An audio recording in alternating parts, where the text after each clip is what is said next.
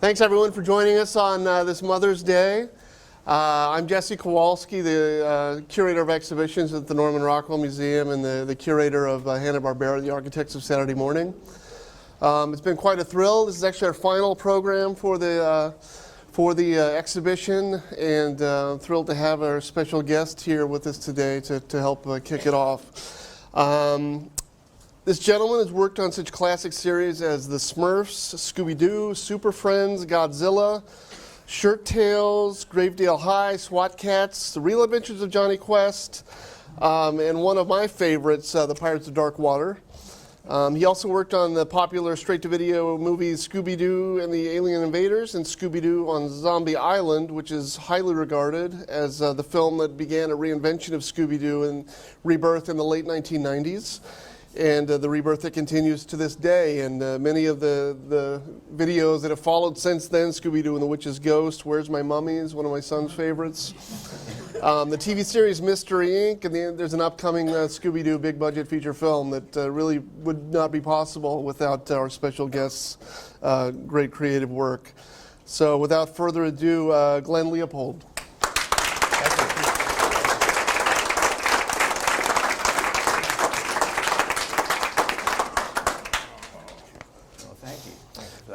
Yeah, no, thanks also, thanks to Glenn's brother Gary for helping to organize all of this. Thanks. And also to our sponsor, the Cater Group here in Lenox, who support family entertainment like this at the Norman Rockwell Museum. And also to our educator, Tom Daly in the back, who put together this great spread.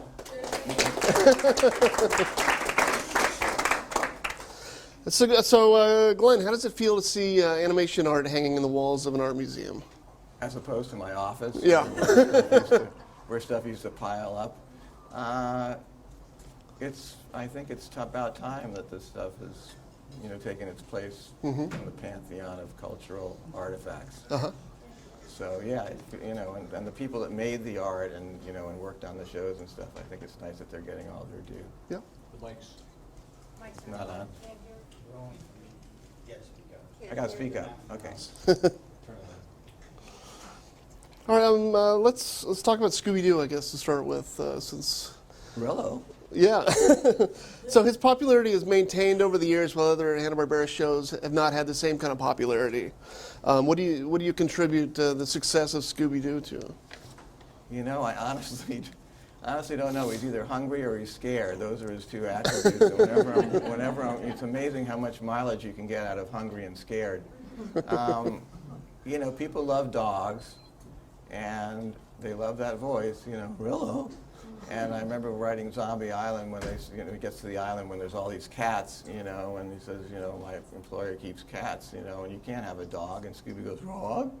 Where? And so he thinks he's a person, and any place that I went to get food, I would use in a Scooby script, whether it's crawdads, from Yep. New Orleans, or or muffulettas, or beignets from Café Du Monde. Uh-huh. So I think it was just everybody likes to eat. Everybody likes to see people get scared from the Abbott and Costello days, Yep. all the way on.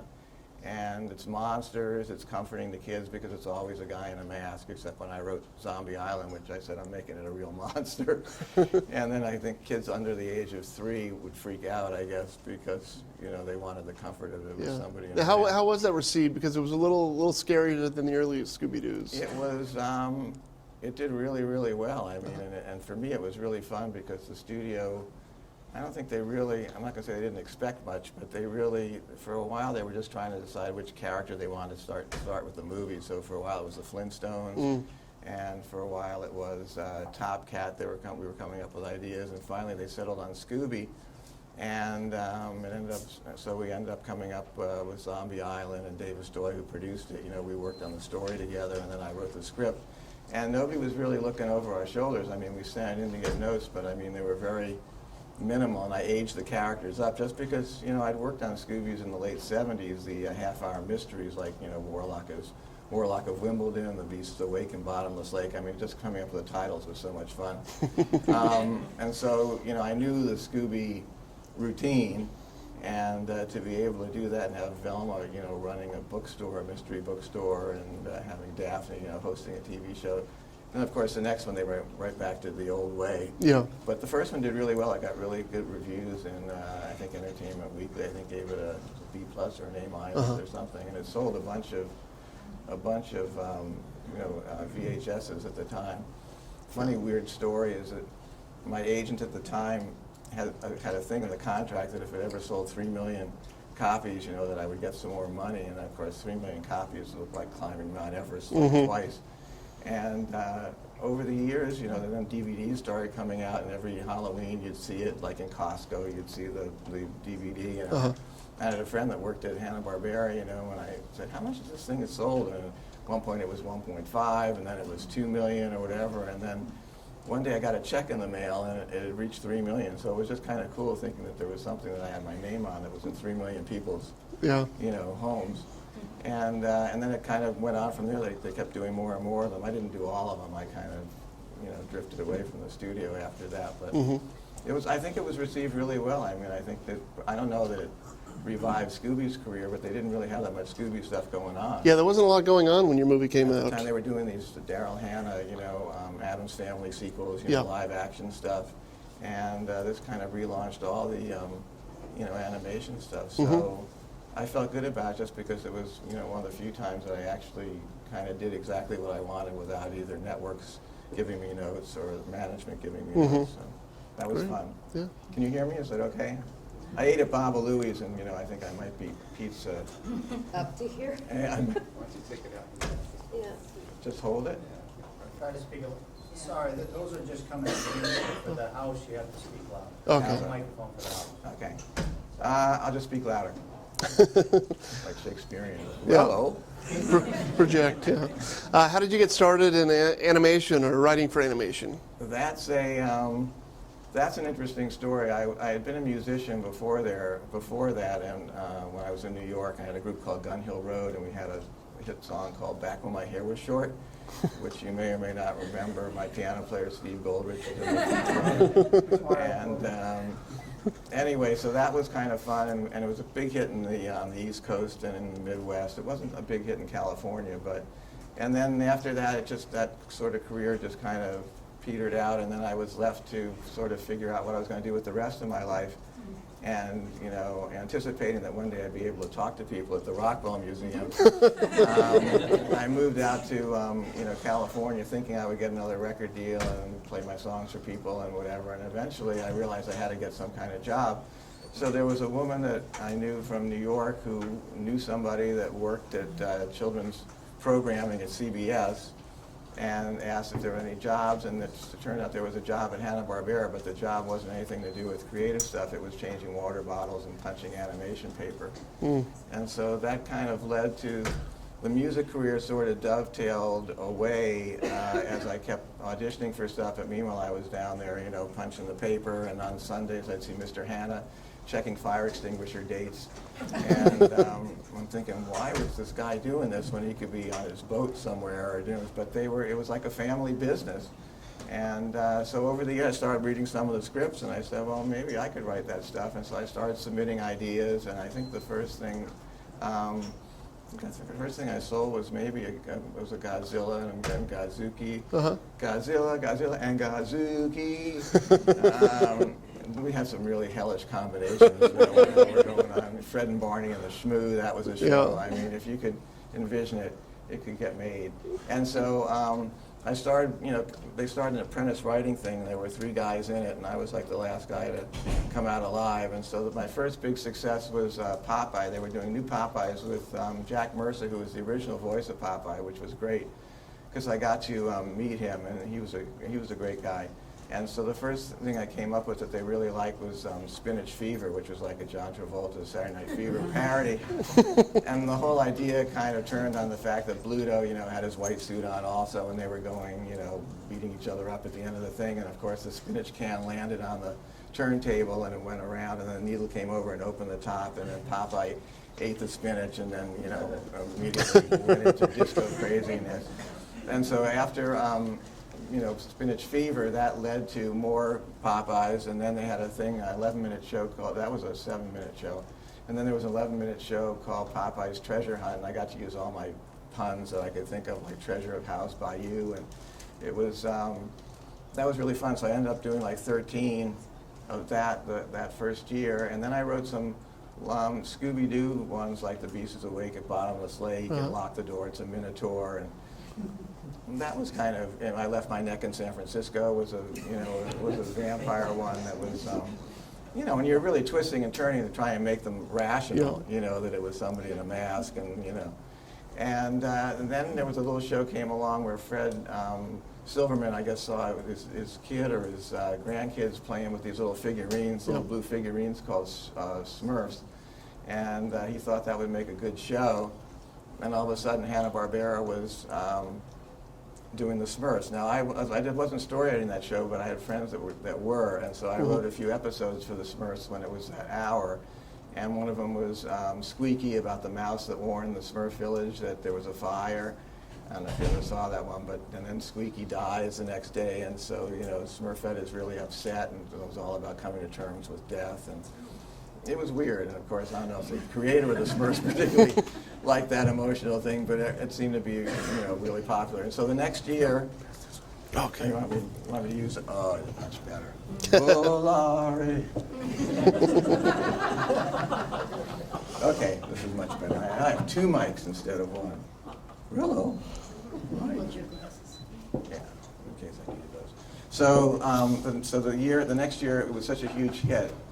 I think they did $1 billion worth of merchandising for Peo, who was from Belgium, and they had to beg him to buy a Mercedes, I think. So it was he was doing great, and so they made it an hour and a half, and so the last half hour they need another half hour to go, and we did a show called The Adventures of Johann and Pee-wee. So I don't know if anybody's a Peo fan, but Johann and Pee-wee were like serfs or squires in this medieval kingdom. And originally they were like the subject of the albums that Peo was writing, and the Smurfs were just incidental, little characters, and then the Smurfs, took off. So it was an hour and a half, and it was still a big hit, and it went on for like 9 years, and I worked on the show for about 7 out of 9. We hit the bottom of the barrel about 7 or 8 times, and we still kept digging. We took them into space. It was like jumping the shark. It was. Well, the Smurfs was really important because in 1980, NBC was going to stop showing Saturday morning cartoons, and the Smurfs really kept cartoons on NBC for 10 more years. And for Hanna-Barbera in particular, because they not only had the hour and a half of the Smurfs. I think part of the deal was that they would get another show from the same people that did the Smurfs, so they came up with the Smurfs with little hoses on their heads called Snorks, and so I ended up story editing that thing, which was a whole other story, and then I think they did Foo-Fur after that, which I don't think was that. I don't know if that was through us, but I had nothing to do with that one. So we had like 3 hours running on Saturday morning. It was, a Hanna-Barbera hour, and so there was more stuff. There was like 3 hours of stuff on Saturday mornings. It was like a sausage factory. It was just amazing. My wife worked there in ink and paint, and so she was in the other building, and it was busy. And you met at Hanna-Barbera? We met at Hanna-Barbera when I was a stock boy, so I can't say that she was marrying me for my prestigious. When I broke a water bottle, it was like one of those glass bottles, not plastic like now, and I put it down, and it must have been defective because it couldn't have been me. And a little piece of the bottle came out, and all of a sudden it went glug, glug, glug, glug, glug, glug, glug, glug, all over the floor, and I was just standing there like mortified. And one of her workers, helped mop it up and whatever, and I think Allison realized then and there that that's the kind of guy she wanted to be. After pursuing her for a while and kept asking her out, she kept saying no. But I had a little Mercedes that I had left over from the music days, and so the guard would say, "Oh, you're just in the stock boy. I thought you were an executive." And I said, "I am. I'm working my way down." But that was fun, and it was fun being sort of the new kid on the block there, and I was working with people that Jesse you'll know. It was Alex Lovey and Lars Bourne, who had worked on the original Superman Fleischer things, and so I was really learning from guys that were, the real deal that did it. And I didn't even know if I could write a script that people would actually think was funny. I mean, I thought I could tell a joke and people might laugh or something, but, and from the music stuff, we used to do some shtick on stage. But actually writing a script and then having people laugh at, the dialogue and stuff was something. But then that seemed to be okay, so I kind of segued into another. Did you ever do anything with music on the shows? I ended up sort of just sneaking it in where I could. Like if there was a Smurf special, there was one called "'Tis the Season to Be Smurfy," and I would write some lyrics into the script. I figured they wouldn't let me do the music anyway, and since I don't really know how to write music, I write it, but so I would just write them in and describe what the action was, so they weren't about to cut it out. And then I think usually Mr. Hanna would take a credit and Hoyt Burton, And so it was, "This is the season for caring, this is the season for sharing." And then I think one time we had Paul Williams was singing on one of them. Oh, really? Yeah, it was, so I tried to slip it in very surreptitiously. The Scooby Doo on Zombie Island, I actually had, I wrote the songs in there too when they were, it's terror time again, they're running screaming, "It's terror time again." But what was great was because I was describing all the action, over each little line of the thing. So that was really fun. But then I actually got back together with my band, so I'd like to segue back. So now the third act or whatever, so after the animation stuff, we actually got back together, Steve and I, and we recorded an album after 40 years, and there's a documentary called Every 40 Years, so if you see that being streamed or being thrown out in the garbage somewhere or in a theater. It's sort of interesting because it's about, pursuing the stuff you like to do and about your dreams. But anyway, I segued off. But Great, yeah. No, if you could tell us about your interactions with Bill and Joe and what they were like and how they were different. Is this being taped? No, actually, I'm good friends with Joe's son, and we worked on a couple horror movies together and whatever. They were like legendary guys. I mean, Joe was the salesman, and all the classic stories about Joe. If he was trying to sell something about bears, they said, "No, we don't like bears." We said, "Well, it could be a gator. It could be, an alligator, and then he could sell Wally Gator." So, I mean, I guess from the stories I heard when he went to the advertisers, Well, no, I tell the story upstairs about Fred Jr. was supposed to originally be in the Flintstones. Right. And then one of the toy manufacturers heard that it was going to be a boy, and he called him and said, "Well, if it was a girl, we would have sold a lot of dolls." And he said, "Oh, did I say a boy? I meant it was a girl." And then they brought Pebbles on. No, he was like, he could think on his feet, and he was an amazing guy. And he was also he was very personable. I mean, you go in there, and he was also the kind of guy that never liked to fire anybody or whatever. So he was always, friendly. And then he had somebody that was more like the hatchet man that would do it. And but he was great. Every show seemed to always have like a car wash. If we were doing a Western, it would be a Western car wash, or a Jetsons car wash would be in the Jetsons. It always seemed to make its way in. There was a car wash. But he was great. I mean, he'd go in there and start, I'd tell him what stuff I was writing, and he would add some little gags in there, and he might sketch them out. And he was great. Now, Bill, on the other hand, Allison got to work with him all the time because he was in charge of all the physical production. So Bill was selling the stuff, and then, Joe. And then Bill was the one that had to get it all done.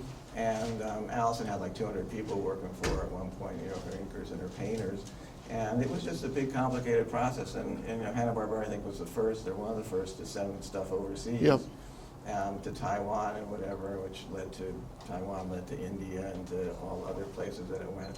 But Bill was great. I mean, he always used to want to go to lunch. He used to eat at the Women's Assistance League in L.A., which was sort of a little formal place, but the food was good and it wasn't that much money. And he was great. I mean, he was really personable, but, it was always...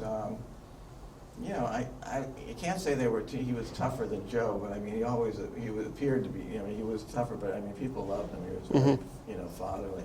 They were just a great sort of combination. I don't think they really palled around like after, after work and stuff like that, but it was just, it was pretty interesting. Like I say, I couldn't believe that, that Bill was down there. I mean, it was their company, and even, when it was sold to Great American and Taft Broadcasting, and then Ted Turner, and then Time Warner, and it was so weird to see all those different incarnations and survive through them.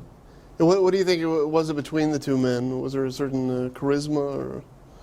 I think it was just They were one- together for over 60 years. Yeah, it's just one of those combinations that, that kind of worked. One guy was, the sales guy, and the Yeah. other guy was the guy that could get it done. And I think you kind of need that, kind of combination. I mean, they were great. I mean, they had separate offices, across the thing from each other, but they were like I said to Allison today, it was just like you thought it was going to last forever just because, they were always around. And it was great. It was really an honor to be able to work with him. I mean, and plus other people that came through there, like Tex Avery, there was a whole thing where he was working toward the end of his life. It's a sort of a weird story. My friend Chuck Couch, he was also an older man. He and Tex were sharing a office together. And I had this book about Tex Avery, and I'm digressing from Hanna-Barbera, but Tex was there working on, it wasn't... Quickie Koala. Quickie Koala.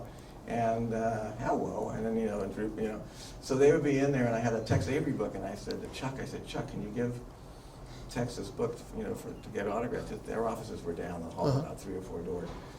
And it went into Chuck's drawer, and then all of a sudden Tex got sick one day, sort of left his desk, went into the hospital, and like he never came out, and I said, I can't go in there, and he was dying. I said, I can't go in with a book and have it. Well, I guess I could have, but I mean, the thing was, I'm not going to do it. But it was just, it was so sad, and I mean, he just kind of left, and he never came back. Yeah. And he was interesting. I think Spielberg or somebody, they were going to honor him in England with some award. And I'd say, Tex, don't you want to go? He said, oh, it's too late, Pop. He just didn't want to do it, as opposed to Chuck Jones, who was much more, okay with that stuff. But no, we just had great people who work, and it was just such a fun place. Yeah. Now, Hanna-Barbera sold to Taft Broadcasting in '68, and people like Tony Benedict said that one of the reasons he left is because it stopped being such a family organization. It was more corporate. But then you were around when Great American bought them in '87, and Ted Turner in '91, and then Warner Brothers in '96. Did you ever get a sense that the corporation was taking hold and it wasn't Bill and Joe's project anymore? Yeah, I mean, you could kind of feel that there was sort of corporate stuff. I mean, there'd be different executives coming in, and then, Bill had an office, and then somebody from Taft or, Great American. I guess Taft came first, then Great American. I kind of collide them together. One had the amusement parks. And, so there were different executives that were there and stuff like that. But actually, I got along with, with those guys okay. And Ted Turner actually had a great sense of humor. He's really a funny guy. And he had a vision, for the Cartoon Network and all that stuff, which was pretty amazing. And and he wasn't really there doing that much hands-on stuff. And then when David Kirchner came in, I think that was before they sold it to Time Warner. I think he was in there to kind of, I want to say pump it up, but I guess pump it up was kind of... That's what he was said. They were trying to sell it. Yeah, they were trying to sell it, so he came in with all these projects, and he had done, whatchamacallit, Child's Play, the horror movie. And, and Chuck, not Chucky, but American Tail, Fievel. Yep. And he was an interesting guy, much younger, and very creative. And so, yeah, you could feel it. I mean, by the time Time Warner, then we moved the building, and the building, of course, was a piece of Jetson artwork by itself. I mean, even the cigarette machine they used to have there was, like really 50s. And I think the building, it's still there, right? It's just been painted some ridiculous color. I think it's a Planet Fitness or something. Yeah, which is, okay, so you got George and Elroy in there doing their fitness. But, yeah, I mean, you could feel it. By the time, we were doing the Scooby Doo and Zombie Island stuff, I think they were getting ready to move the offices, so I was still at Hanna-Barbera, but I was working on the script, and then I think for the next one, The Witch's Ghost, it was already over in Sherman Oaks. And then Allison it was just on a floor with a bunch of other people. Then they started, and then Fred, who you had here, is Fred Seibert, wanted to actually bring in more writers who were actually artists. It's sort of funny because it started out as artists who were storyboard guys, and they used to write the scripts really sort of just as storyboards. And then it became actual writers writing the scripts, like regular-looking scripts. And then I think it was really sort of Fred. They wanted to bring people in that could design characters and things like that. And so they got a bunch of guys from Cal Arts, and then that started, I think, Two Stupid Dogs maybe first, and then Dexter's Laboratory, and then Powerpuff Girls. And so Allison knew all these young guys, and I said, oh, I'm not going over there. But no, they were and great. Seth MacFarlane was there? We had the same agent. I tell the story, and he got him. he got him a $4 million deal, and he had Family Guy was on after the Super Bowl, and I didn't get like one meeting after Scooby Doo on Zombie Island. So I guess the handwriting was on the wall. But no, he was just a young guy that, I don't think he liked to drive on the freeway, and you can feel, you go from sort of being the new guy on the block to, to being the senior, the elder statesman. Yeah. But it was a pretty, good run of stuff. Mm-hmm. Great. Let's talk about parents groups. In the 60s, a number of the shows got taken off the air, like the Herculoids and Space Ghost because of violence or whatever. Did you ever have any experiences with that in the 80s or 90s with parents groups? Or did you ever have to restrain yourself on the Smurfs? The Smurfs, they were worried was satanic because I think they were sort of pentagrams or five-pointed stars, and they thought it was satanic, and there was a whole book that was written by somebody about it. It's the same as when people would say, come on, Scooby and Shaggy were stoners, right? And I go, they may have been stoners, but I said, I'm not aware of it. I mean, they're two guys that are hungry and scared. They're scared and hungry. And Velma finds clues, and and they blunder on the clues, and I mean, you can read into Yeah. Paul's not dead, the Beatles walking across Yeah. the street. But for me, there was always the standards and practices, so you knew that you couldn't get too aggressive. I mean, with Popeye, it's like, how are you going to do this stuff when somebody is going to be, trying to beat the other guy up? How do you try and beat somebody up, but make it not look like he's beating somebody up? So it was always something like, you could hit one end of a seesaw, and knock the guy up, as opposed to punching the guy and knocking him out of the thing. But when they started doing a Jackie Chan series, I said that was going to be interesting because the whole thing is predicated on that. But you kind of worked around it. Herculoids, I don't know exactly why they, I guess just because it was just, more violence and ray guns. They didn't want things to look like guns. Yeah.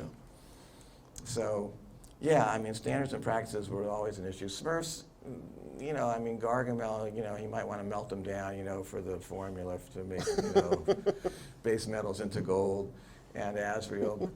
That was pretty, but yeah, people thought they were, because we had spells and, mugwort and stuff like that. To some people, that was too much like witchcraft, and there's always that kind of stuff. All right, so let's talk about Pirates of the Dark Water. Came out in the early 90s, was on from 91 to 93. For me, it was one of the last great Hanna-Barbera cartoons before Ted Turner bought it. Till I ruined it. No. No, but if you don't know, it was set on an alien world. This pirate, Prince Ren, is trying to find 13 treasures, and unfortunately the show ends. They only found 8 of the 13 treasures. Those 13 treasures. So that ruined my childhood. I want to know did they ever find the treasures? What happens? Maybe David Kirchner found the treasures. I don't know. It was weird because, it had an overall, I guess now maybe it wouldn't be so weird, but you were trying to do stories, but there was still this overarching arc that they had to find these treasures, and it was like you felt, at least I did, I felt so saddled with this thing, that how are you going to keep this thing going, and what happens when you do find the treasures? Was it all a dream? Or, what happened afterwards? That being said, I came in after the first 13 were done, and my friend Alan Burnett, who was leaving to go over to Warner Brothers and work on Batman, which he did for a million years, suggested that, he said, most people don't think Glenn can write action adventure, but I know that he can, and I think you should choose him, have him do this show. So I have him to blame for the 8 episodes of Dark Water. But it was kind of fun because I actually, I grew up on Edgar Rice Burroughs and science fiction and horror stuff, and so I do like action adventure stuff, although a lot of times I was working on sort of straight comedy. But yeah, those 8 Dark Water things, they were actually sort of fun. We had really good actors, as you know. We had Hector Elizondo and Tim Curry were doing voices. And yeah, I don't know what would have happened with the treasure. I mean, it just seemed that was such I want to call it a MacGuffin, but it was those treasures. It was kind of weird. There's a little aside, but I don't know if you remember Harlan Ellison, the great sci-fi and fantasy writer. But he actually came in and did a voice on Dark Water for an episode that I had written called Sister of the Sword, which was Ayaz had a sister, and I always try to do stuff with family stuff because a lot of times, even with Jonny Quest, you'd start to, for a while they were trying to develop it like an X-Files thing, and I said, and when I ended up taking over that show, it was like, I want to know more like who are Haji's parents, you know, and things like that. And you know, it's true, like most of the time it's really the characters and the personal story that makes it a lot more interesting. Yeah. So I try to do that with Sister of the Sword and try to make it personal. But it was fun to work on, but Harlan, you know, who used to be kind of, when he was younger, kind of a, you know, he didn't suffer fools gladly, let's say, you know, but it was funny because they said, Harlan, did you write this episode? And he said, no, I wish I had, you know, and he said, it's really good, so I had him sign my script. And, but it was really, that was pretty amazing, I thought. But no, it was, like you say, you know, sometimes you just don't know what the show's effect is going to have on somebody. We talked on the phone. I had a call from a guy recently who lives in Canada, and apparently Scooby Doo and the Ghoul School, not so much Scooby, but the Ghoul School, if you ever saw that, it's all these girl ghouls go to a girl ghoul school, and there's a Dracula girl and a mummy girl and whatever. Well, apparently in Canada and other places around the world, they're doing new artwork for these characters, like, you know, more edgy, and they dress up like the characters. I had no idea that, you know, anybody was doing this stuff. And he ended up coming down to, you know, to visit me and you know, redevelop the whole show. And I said, well, I hope you know that, you know, I don't own the rights to this stuff. I said, it's not me. So, you know, you're just doing this. Oh, we just want to see the show come back. And I said, okay, but you don't realize that certain people like shows that you never even are thinking of again. Yeah. So I'm glad that you like, when I read that, I said, well, that's good, that's a show I worked on. As opposed to saying, you know, the show I hated the most was that one that Glenn ruined, the Snorks. But, you know, some people, when you develop a show, it was funny, you know, Lorenzo Music, you know, who was Carlton the Doorman, you know, on TV. Really nice guy. They brought him in to develop the Snorks, which was the show after the Smurfs, and, or the Strumps. And he locked himself in a room and had this whole, you know, wall thing with just a whole cosmology of underwater stuff and where this was and where that was. And it went on forever. And people were saying, well, is there a script yet? You know, is there a script? And there was no script. And so finally they ended up firing him.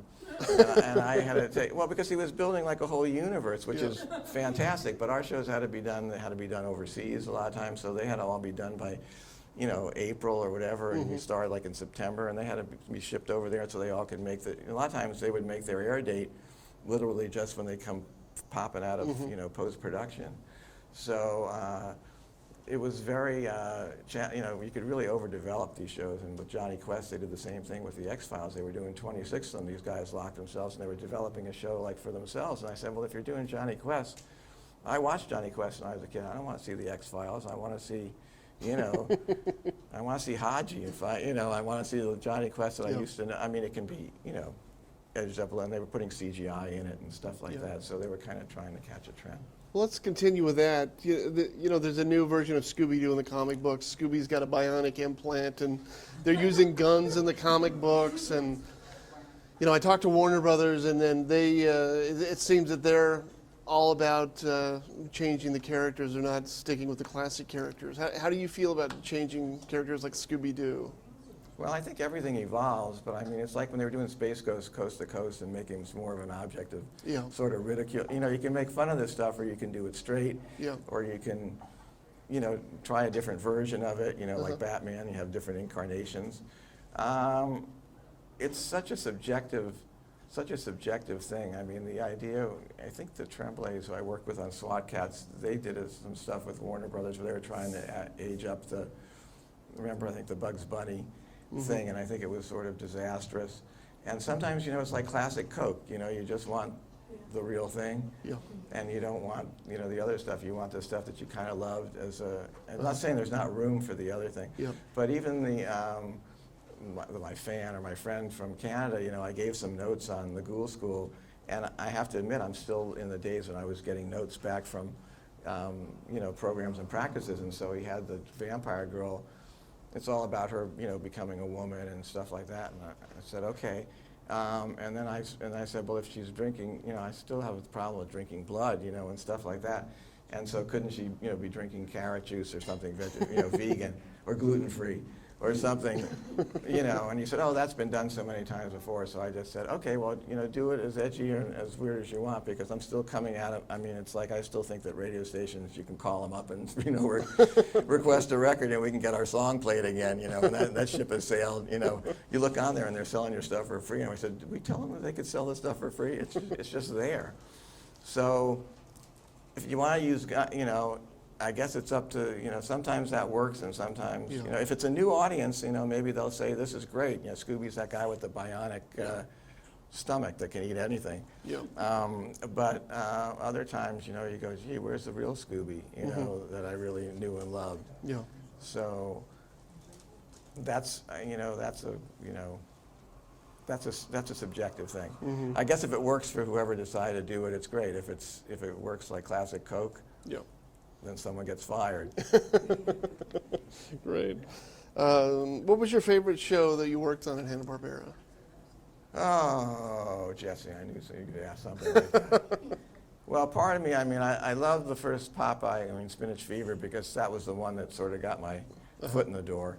And, I mean, I loved Popeye when I was a kid. I didn't realize that all those ad-libs and stuff, those were actually Jack Mercer. You know, the cartoon was actually done before he put his voice on it at the end, so I had to write in the puns, and I'm always happy to write a pun, no matter how bad it may be.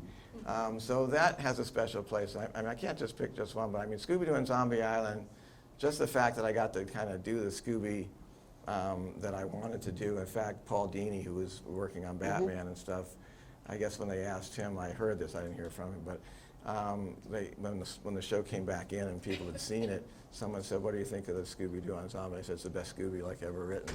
And it did really well, and the fact it sold 3 million copies, I mean, that was, I'm still sort of floored about that. And here's a funny story. Alice and I were at a screening, and I think it was for, it was after Silver Linings Playbook, so it might have been for the thing after that, you know, what's the other one?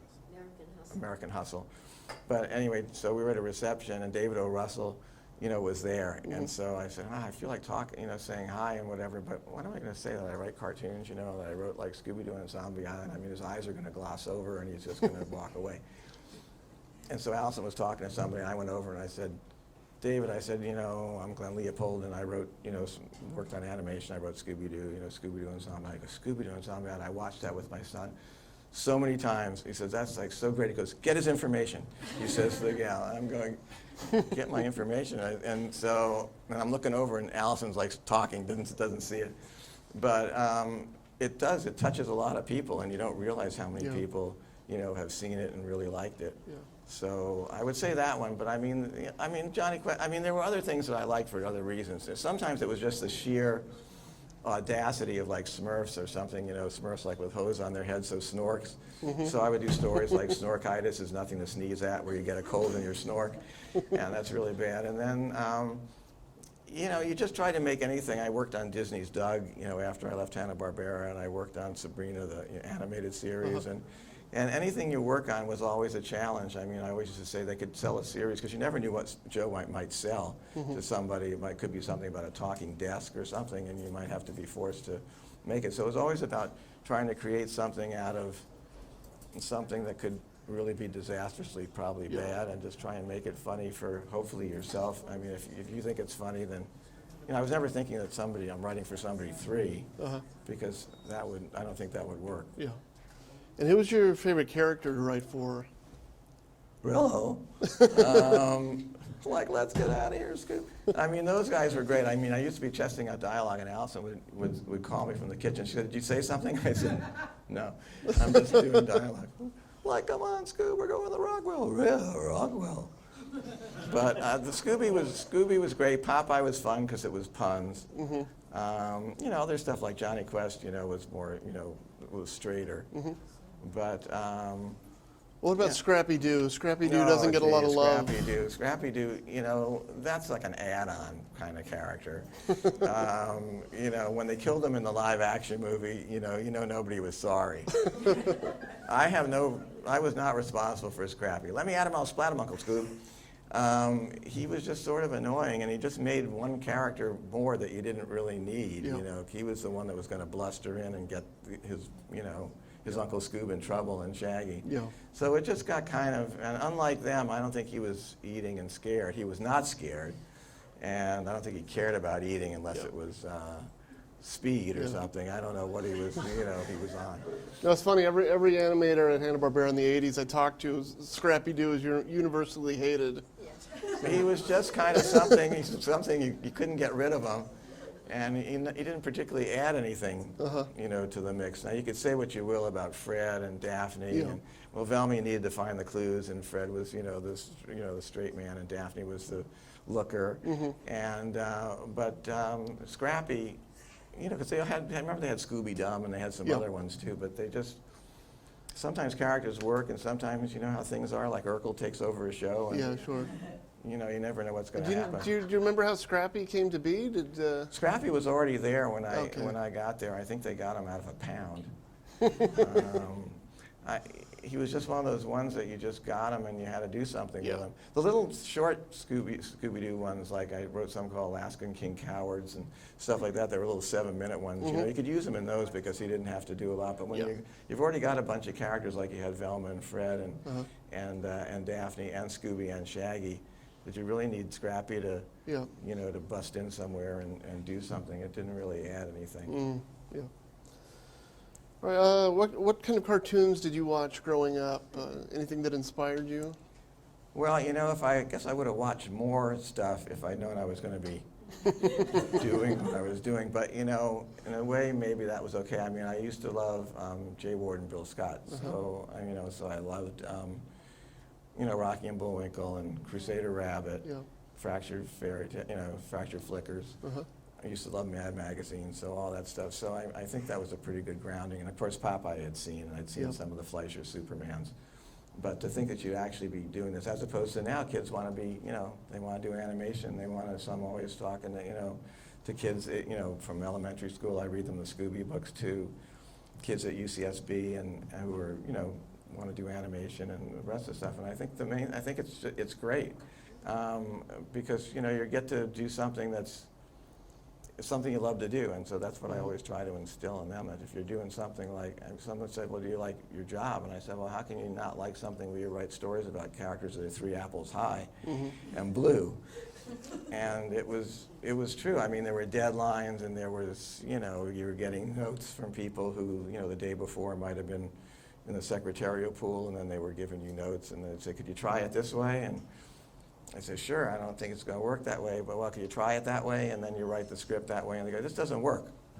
And that's what I was, and then you had to redo it. But all in all, it was a great, as you saw from the little clips, we were trying to develop something with Whoopi Goldberg. It never, happened. But, the people that went through there were great, and Vincent Price was doing, reached to come in to do the 13 Ghouls, the 13 Ghosts of Scooby Doo. Another 13 thing like Ren and Ayaz. But he was great. But this time I didn't make the mistake with Tex Avery. I stopped Vincent Price when he walked past my door, and I got him to come in there and sign a book. He was a really, really nice guy. Yeah. But it was just so much fun. I mean, it really was. I mean, it was just because the people he brought in to do voices were people, Ricky Lake, before she had her talk show, and Jonathan Winters was great. He would just do an hour worth of shtick, with push pins. And so the fleet is going to be here, and he was great. And the whole, it was just really fun place to work. Great. And what's your opinion on the current state of animation? Do you have any cartoons that you like now? Well, I tried to watch SpongeBob, with some of Allison's great nieces, and I couldn't get into it, but that could have been just my mindset.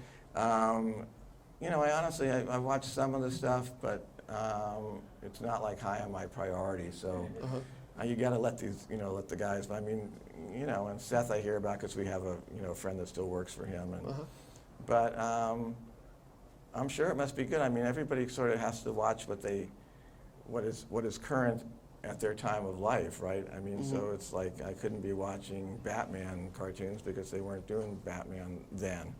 You're watching what you're watching, so they have to watch. Kids have to watch something, and people. But I think it's okay to have adult Swim and adult stuff. I mean, I think the more the merrier. If stuff is good, people find it and they respond to it. And now, of course, with so many different channels, you could have the Glenn Leopold channel, where I just talk about stuff and people doze off. It could be like, Somonix. Or not. What kinds of things have you been working on recently? Well, as I've been saying, actually I have a script that's sort of a comedy that's like got some horror tropes in it. The fun of everything now is that, everything has to be, I guess it's like art or anything else. You do it because you like to do it. You can't worry about, I guess you can worry about it, but you can't think, I'm doing this because I'm going to sell it and I'm going to make $gazillion. It doesn't seem to work that way, or at least it doesn't work that way. The fun has to be in the doing. So if you're writing a script and you're thinking you're going to get rich or whatever, chances are, you may never sell it, and the only fun will have been working with somebody or yourself on writing it. It's the same as with music. The fun was in, going back in the studio with the guys and, and doing songs we didn't have a chance to do 40 years ago and singing again after that time and playing for people. And that's what it's all about. So, the fact that things, it's like, Barney, the dinosaur or whatever, like, there's no way that I ever would have gone in and pitched, a purple stuffed dinosaur, I just wouldn't do, I just wouldn't have, it wouldn't, it's like, sometimes it's like so simple. And it's like writing a song, do your songs have to be so complicated or can it just be simple? Sometimes complicated is good, sometimes simple is good. But I think the main thing is just to enjoy what you're doing. So so there's one thing that we've written that could become a family thing, it could be a TV show or whatever. Animation, I'm not really working on anything right now, but music stuff I'm always working on, so Steve and I are talking about recording again somewhere, if we can find a studio that works for Bitcoin. Every now and then we got a thing from Spotify, and it said that I think I had made from one of the songs, it was 0.00019 cents. I said, how do I really go and use that for something? So, so the world has changed so much. It's like, the music is free, and do we really want to start going around and playing, now that we're vintage, and do that? But that being said, people enjoy it, and it's still fun, and so as long as it's still fun, then I will continue to pursue creative endeavors. Yeah. All right, let's go back to when Turner bought Hanna-Barbera, and he hired Fred Seibert to start the Cartoon Network. What was your interaction with Fred? Well, Fred was, as I say, Fred was, wanted to really do the thing about getting creators who were animators and artists, the young guys at Cal Arts or wherever they were going to school.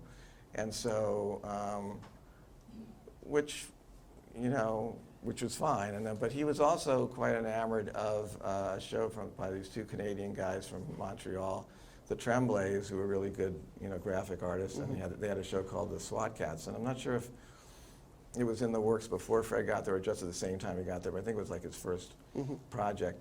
And so I had quite a few meetings with Fred about that, and that was, again, an action-adventure show, but still with comedy, but it was in an all-cat world, and they were guys flying an F-14. And the Tremblays were great, design guys, but they weren't particular story guys, So myself and David Stoy, who had done Scooby Doo on Zombie Island, he was the producer and I was the story editor. And we went through and developed the show, and gave the characters names. It was T-Bone and Razor, and they had alter egos, and everybody was a cat. So it was Cataluna and everything, Catastrophe, and I got to use all my puns. And I'd also try to do more it was all action adventure, low angles and a lot of, cuts and stuff like that. So my interaction mainly with Fred was, I think, basically on SWAT Cats, because that was the show that he was kind of involved in when he first sort of got there. And I think the show did pretty well. I mean, I don't know, and it still seemed to have a life. I know the Tremblays had come to me, they were still trying to get him feature, done after, and I had worked on a treatment for those guys. But, like everybody, you never give up on your stuff. So, I may hear from them, I hear from them 3 years ago, and then I hear from them again, and that's how you have to be. But Fred was, and then I think Fred maybe wanted to do shorter SWAT Cat ones, like 11-minute ones, and go to those. And that worked out okay. I still think they worked better as half hours or whatever. And then I'm trying to think if Fred was what I was working on. Mainly with SWAT Cats, I think I worked with on Fred. Because when did Fred leave there? I think it was when Time Warner bought, 96. Yeah, so that was probably, we did SWAT Cats, and then probably that was when, because I kind of was the last writer standing. Uh-huh. And so that ended in 95. But then in 96, I did Zombie Island and also the Jonny Quest, Yeah. taking over Jonny Quest. So I was still working there, even though I wasn't staffed anymore. But yeah, he's great. I mean, he'd worked on MTV and worked on a bunch of stuff, and he's got a good handle on what people like and what they want to see and stuff like that. And I'm just an old codger now. Yeah. And when you were doing Zombie Island, did you have any input from Bill or Joe, or was it all from Warner Brothers, or were you just on your own? I think Gene McCurdy might have had a few notes, but I mean, we were still reporting to her, because they had taken over. Bill and Joe, I don't think really got involved, except I remember one time Seth MacFarlane and I were both he was coming out and I was going in to pitch Bill Hanna something about Top Cat, which for a Top Cat movie, and before that I had pitched him some Flintstone ideas and stuff like that, but no, I don't think they were really involved with that. Yeah. There would have been a car wash in it otherwise. But I think they were still both there, right, in 96. Yeah. But when we moved the offices, it was much more of a hassle to park. It was a parking structure. It was like going to a mall. You could just take your little car, your jet car, and go into Hanna-Barbera before that. And it was, so even the whole structure became more corporate. It just, Hanna-Barbera became a floor of a building. And you take the elevator up as opposed to just the 2 floors, that we used to have. And so no, they weren't really involved in it, which was kind of great because it kind of slipped in. I'm sure if I'd asked them, we were going to age up, Velma and Daphne and all the other stuff, they probably, they weren't looking. Yeah. They weren't looking. That's good. But yeah, and I was done with. It was sort of funny because after the first one, they hired somebody else to do the second one. When I went to the party for the first one, I found out they'd hired 2 other people. And I said, well, that's so nice. And But they brought you back, though. well, that's part of the story. The story was that what happened was they hired 2 guys who shall remain nameless, but they worked on Team Knight Rider, I think the nighttime show, who might be perfectly nice guys. I didn't know them. But they had a new person who had come in who was in charge of development since the Zombie Island one.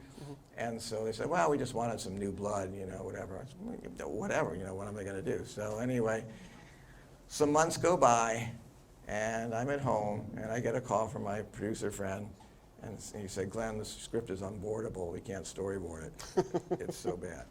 And I said, okay, well, they want you to do something. They're going to call you, and they're going to want you to do something, but they don't want to pay you any money, and they need it in a week, and you don't want to give you any credit. And I said, wow, that's like a clean sweep. I said, that's like a win-win-win. And so I said, what's the saying? What's in it for me? So sure enough, my boss starts calling me, and I just go, nope. Then I would just sort of. And so finally, and I liked working with David because he's a great guy, And so finally, we came to an agreement. And I said, here's what I want for like 1 week's worth of work. And I came in and stayed like till midnight, and then I was writing songs for the Hex Girls, I'm going to put a spell on you. I'll do anything you want me to. Mix it up in my little bowl, lose control. And David's going, we're not worthy, we're not worthy. And we just banged it out. And because Davis had been sort of rough outlining it, knowing that this couldn't stand the way it was. Yeah.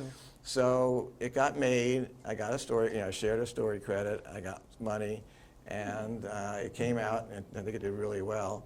And so I said, I want to go through this again. So I went back to the studio, and I said, if you do another one of these as part of this deal, I've got to come in and do the story, and then we can negotiate for the script after. So sure enough, Witch's Ghost comes out. It's a hit. Davis calls me up and says they want to do another one. This time they want to do Aliens. Let's go meet for lunch. So we go meet for lunch, and we cobbled the story together, Scooby Doo and the Alien Invaders, and I typed it up. I turned in the outline. They're going to go ahead. I get the call from the lawyer about the script. They were offering me less than they were for Scooby Doo on Zombie Island. I said, wait a second. I said, this is like what happens when you have the corporation. Yep. So I just said, no. I said, I don't want to do it. Life is too short to keep doing this stuff. And so there was a guy that was doing models who was in right down from Allison, and he said, I'll do it, for that price.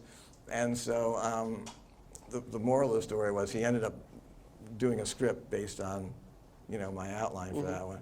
and then they told him to pack up his office and leave. So it was really weird, and that was my last thing. But to make it even weirder, I know you guys are probably falling asleep, but to make it even stranger, Davis, who was the producer, he did Legend of the Vampire, and again they did a couple ones after we were done with that one. And I think after that they were letting him go. So on his way out, he, the guy who was in charge now said, listen, if there's ever anything you want to pitch us, my door's always open. So Davis said, well, Glenn and I were working on an idea for a Jetsons thing, and if you'd be interested in that. And the guy says, well, let me hear it, you know, whatever. Next thing I know, I get a call. I'm down like with Allison's family at the beach somewhere. He says they want us to go ahead and do an outline. They want us to do this one, the Jetsons, Jetsons thing. We had George turning little, you know, becoming a baby. It was a cloning machine and whatever. And Spacely Sprockets and Cogswell Cods, they're literally screwing each other in business because they're screwing, the screw is going into the cog. And we turned, as I finished the story with you, so we did the outline, we got a few notes, we did the script, we got paid, and there was going to be more if it went into production, and we turned it in, we hardly got any notes. We waited, and finally we called up and said, what's going on with this Jetson script? And they said, well, you know, we did some focus group testing and to see if there was an audience for the Jetsons, and we decided that there wasn't. And I'm thinking, well, wouldn't you do the focus group testing before you hired people to write a script? And so that script is still sitting over there. I actually called somebody that was trying to do the live action Jetson. I said, and I had a friend that was working over there, and he said, oh yeah, that one? He said, yeah. I said, well, why don't you, oh no, Robert Rodriguez, who did Spy Kids, he's turning in his draft, you know, so we can't, you know, do anything with that. And that one went by the wayside, you know, so it was just, I said, I give up. So that was my sort of last dealings with that. And Davis went on to another company, who was doing Strawberry Shortcake and some other stuff. But it's a perfectly good Jetson script, and it was, so that's how it sort of came to be. So it kind of answers your question about how it got more corporate. Yeah, yeah. The old Hanna-Barbera, I think when Taft still owned it, if something came out and sold $3 million, it would have been Hanna-Barbera and Leopold on the top of the thing. I mean, they were, you know, it was more of a family place, and if you did a good job on your shows, you know, you would, you know, when the contract negotiations came in, it was, you know, it was great. The lawyers weren't adversarial or whatever. But that's life, and, you know, it's anybody that's worked in anything creative, even teaching or any other field, you know, it's the same thing. Someone, you know, comes in with a line of goods or somebody does something. So, but nope, I only have good memories of that stuff. Even that was like good for a story. But when you're living it, you know, you're going, you know, in retrospect, you can tell people, well, you know, don't get your hopes up, and you know, don't think it's going to happen. And I have another story I could. Well, I'm sorry, I don't have to tell that one. Anybody have any questions for Glenn? Yeah, how about some questions? How did I get to be so long-winded? I have a question. Shoot. We're telling our son, who's in his, he's 21, on the way here, was obsessed with Scooby Doo as a child. Probably still is. I said we were coming here, we're going to hear you talking. He said, oh, can you ask him in the 13 Rules movie, maybe you didn't write that, I don't know, but maybe you guys might know why, he wants to know why Shaggy's shirt was red and not green. Was that the live action movie? No.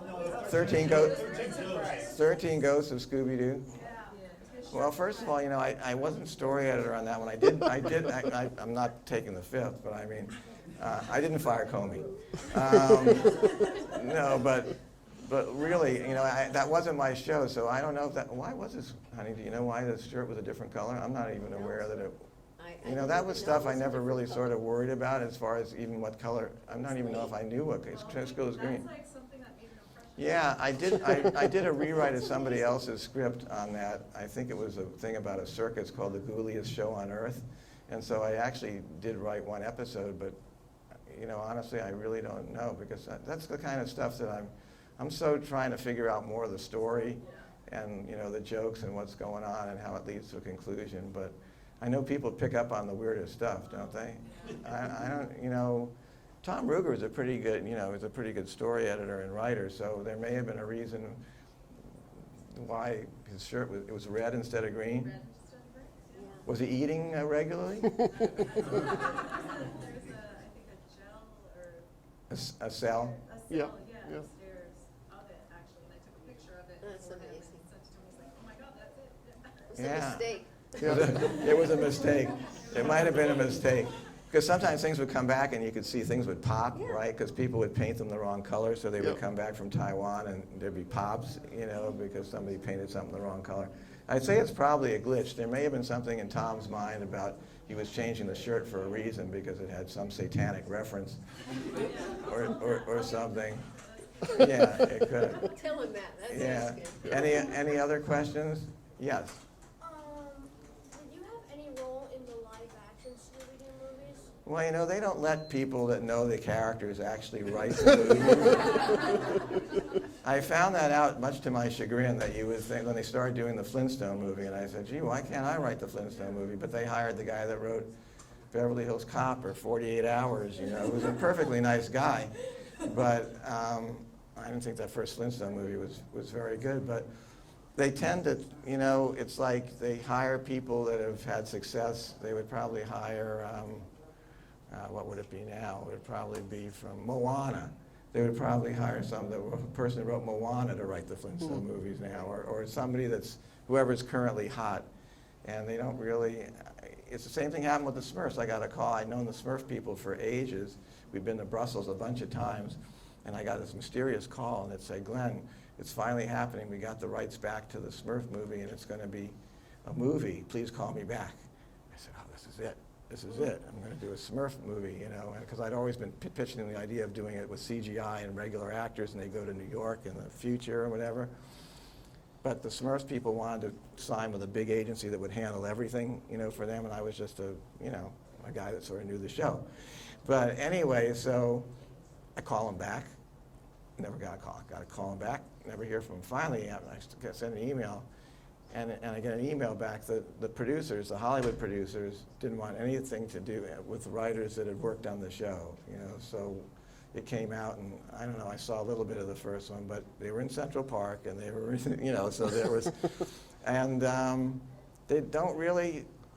I'm not going to say they don't. Well, I guess it's sort of we're not in the Writers Guild. You know, we try to get in, so I don't think there's a respect for the animation writers. The nighttime ones, like for Seth, I mean, obviously he gets respect, and the guys that do the Simpsons, you know, and King of the Hill and stuff like that. But I think the rank and file, the Saturday morning stuff, it doesn't seem like they ever really have people that know the show working on the show for whatever. Either they just want to have someone that they trust more.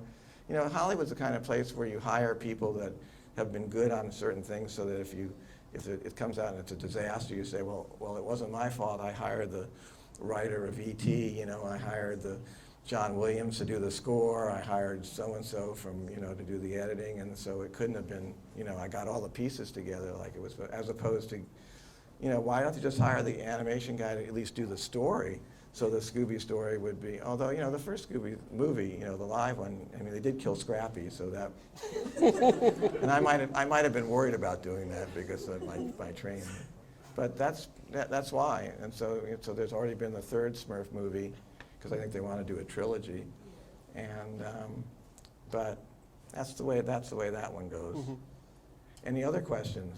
Yep. When you were writing for TV, you feel constrained by sort of, you know, you have to have can't have too many different locations or backgrounds or characters. And when you were writing for videos like Zombie Island, did you feel a bit more free to sort of add in whatever you felt like? Well, I mean, that's true. I mean, obviously in a movie you can't call for a cast of thousands and change locations like you can in animation, but they still didn't like a whole bunch of characters, honey, did they? No, so you still wouldn't be saying, you know, there's 4,000, you know, SWAT cats are now swarming on the city. I mean, so in terms of location, yes, you could draw a jungle and have to fly them to Rangoon or somewhere and whatever, but so yeah, but especially if you're doing limited animation, and Hanna-Barbera was always kind of, you know, budget conscious. I think Scooby Doo and Zombie Island had a pretty big budget. That was, I think, the biggest budget for a cartoon thing. So they did a really good job. I think they did it in Mook did it in Japan, I think, didn't they? Yeah, is it a Warner Studio? Or? Yeah, Yeah. and Mook also did SWAT Cats, and they did a really good job. So, yeah, I'd say for locations, that's true. In Jonny Quest, it didn't matter if I had him in a cave or in a jungle or a skyscraper, as long, that was a background that had to be drawn. But in terms of having a ton of characters, and especially speaking roles, that was all actors. That's why Frank Welker, okay, Frank, you'll play the dog, you'll play Mr. Jones, and you'll play the cat. So they could double. I think they could do maybe 3 characters they were allowed to by their contract. That's another thing, too. The actors would get residuals. I never got anything else, so I'd be in there watching them crying, and they would record. No, I wasn't there. One time, the director who directed all the things, he said, do we have to honor your underline in there? And I was thinking, do you honor David Mamet's underline? But any other questions? How are the chocolate chip cookies? I didn't get to have any. That's it? No other questions? Like, how did I survive and still look like I'm only 12? With Pierre Culford, creator Yeah. of the Smurfs. Yeah, it was. In California, or did he? Because he has like a French background. Yeah, he was actually. Overseas. Yeah, they live in Belgium. He was like the 3rd biggest industry in Belgium, I think, for a few years. And at one point, he became like a tax exile and had a place in Switzerland. Very, very sweet man. He's passed away. You had to be careful because I think he understood more English and he let on that he understood. I think, but very, very sweet. His wife is very sweet, We used to make us sandwiches for the plane and stuff. We didn't know it had glass in it till later. No, they were very sweet. And his son and daughter, we knew all of them because we would go to Belgium like every year. And it was interesting because, it was just sort of funny. The woman at NBC who was in charge of children's programming, she always wanted the input of Peo, that's Pierre's, Pierre Culver's Peo. And so we would spend hours developing new ideas for the show. The Smurflings, that became one time. And so there was only one girl, so this one had Sassette in it. Oh, no. And then you'd have to pitch them to Peo. So you either had to fax it over to him or, send it over to him. And then we go over to Belgium and we'd have, so if we came up with 100 ideas, you go over to Peo and maybe you'd have 50 left by the time he was done with it. Then you had to go to NBC, and by that time maybe, you were down to the 25. So it was like a double gauntlet. We went through a lot of story editors. There were like 4 of us at a time, and a lot of times it was just kind of maddening. But he did come to California, but and he also had I guess you'd call him a writing partner named Yvonne Delport, who had written for some of those Belgian comic book things. He looked like a Smurf, kind of like a wizard he had this long beard, and he was very, Mr. Glenn, Monsieur Glenn, if the Smurfs wanted to be this way, they would be that way. Not that, you would get this stuff, but it was great. I mean, it was like arguing with the Sphinx. He was really, but, we had like and he would come over sometimes, I think, when Peo wasn't there to work on story and stuff with us. But yes, we did, he came over periodically, but we went over to Belgium every year, and it was a lot of times like you'd go to Peo and you'd say, we want to do a character called Elder Smurf, Oh, no, we can't do Elder Smurf, and then when we finally got there with NBC, he would pitch his new idea, Grandpa Smurf. Okay, whatever. And then, then you have the young Smurfs, whatever. No, we can't do young Smurfs. There's only the Smurfs, and there's only one girl. Then you go over to Peo, and he pitches it to NBC. We're doing the Smurflings. There's Sassette. And, okay. And so he was, in fact, we were talking about that, right? That they don't like to assign credit, like, to Ruby and Spears, who really sort of created Scooby Doo back when they were editors, and because everything's a Hanna-Barbera, so credit is, that's the way stuff is. But yeah, he lived in Europe, and we would go over there and eat moules and frites. Where did they get the name Smurfs? Because in French it's Schtroumpf. Yeah, Schtroumpfs, well, I actually do know the answer to that, amazingly enough. And I could just lie and make something up. But it's about how they got the Schtroumpfs. It's when you knock over like a thing of salt or whatever, it's just, it's a Schtroumpf of this and a Schtroumpf of that. It's like a pinch of this. A Schtroumpf just means a pinch of, a pinch of this and a pinch of that, because they were little and whatever. I believe that's pretty much it. If not, I'll just change the story. But yeah, he was a quite nice guy. And his daughter and son were nice too. They were a nice family. But boy, when you had to come up with those shows, it was like you had to come up with like 100 stuff every year, and this went on for 9 years. So I mean, you had to come up with like 900 stories. I mean, that's and some of them had to make sense. Not all of them, but some of them. Any other questions? Yes. What was your role in the Super Friends show? I wasn't story editing. It was my friends Alan and Jeff. Alan Burnett and Jeff Siegel were story editing it. I wrote a few of them. They look pretty weird. I mean, they look kind of dated. Was it the last season? Well, it's the one that was there was the one that had the guy that was, I think I did the curator, and I did the Mask of Mystery, the guy that wanted to be a superhero. And I think I wrote 3 or 4 of them. They were short, they were 11 minutes. Yep. And it was interesting because they were having, they had the whole team of different characters. And since I wasn't really developing the show, but it was my friend Alan again that knew that I could do action adventure as well as doing comedy. So I pitched them some ideas, and I think maybe some of them they gave me the idea. But basically, I was just like acting as a writer on that. But I knew the guys that were doing the show, and I think I talked on them. Made for the compilation, they had me come into Burbank and talk about it. I had to watch the shows again because it had only been like 35 or 40 years. So it's amazing how much of the stuff you remember. I won't remember what I had for lunch, but actually it was Baba Louie, which is sort of right here, Baba Louie. And isn't that a Hanna-Barbera reference? Yeah. Quick draw Baba Louie, right? Yep. So there's Hanna-Barbera all around us. You can't escape it. Any other questions? Like, how could a grown man spend his time doing this? Yeah. All right. Well, I think we're way over our time. So. You mean I'm missing the Golden State game? All right. Thanks, Glenn, for coming. Thank you all for appreciate it. listening. Thank you. Thank you. Thank you. Thank you.